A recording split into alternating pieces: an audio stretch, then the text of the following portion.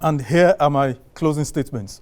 Personally, I believe as imperfect as the 1999 Constitution is, if only we had patriots as leaders, it shouldn't be an impediment to good governance and the delivery of tangible democracy dividends to the long-suffering masses of Nigeria. It was Thomas Jefferson who said, "God grant that men of principle shall be our principal men." There is no perfect constitution in the world. In fact, Britain, with whom we share kinship of sorts, has no written constitution.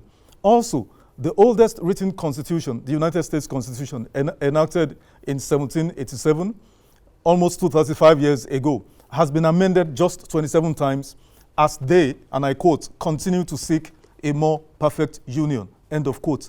Take the first, the second, the 13th, the 14th, and the 15th, and 19th amendments, which dealt with several fundamental issues affecting the lives of the people of America, from freedom of speech and religion, rights to bear arms, that's the second amendment, and then liberty to slaves, that's the 13th amendment, citizenship to former slaves, 14th amendment, rights of slaves to vote, that's the 15th amendment, and finally, 19th amendment that talks about voters, voting rights to women. So these amendments were extremely strategic, to making America that we know as we know it today. And yet, it, that is the United States, is still a work in progress. So I explored this bit of history to give some context and to assert it isn't the 1999 Constitution, per se, that's our problem, but the kinds of individuals we have been unfortunate to have as leaders.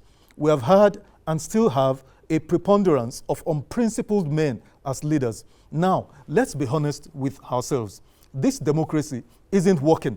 Or rather, let me restate that. This democracy is only working for a handful of oligarchs.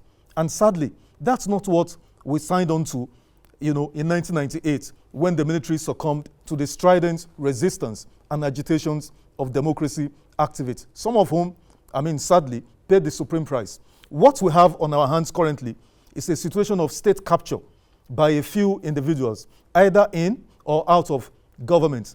And consequently, the rest of society is left holding the short end of the stick, as it were.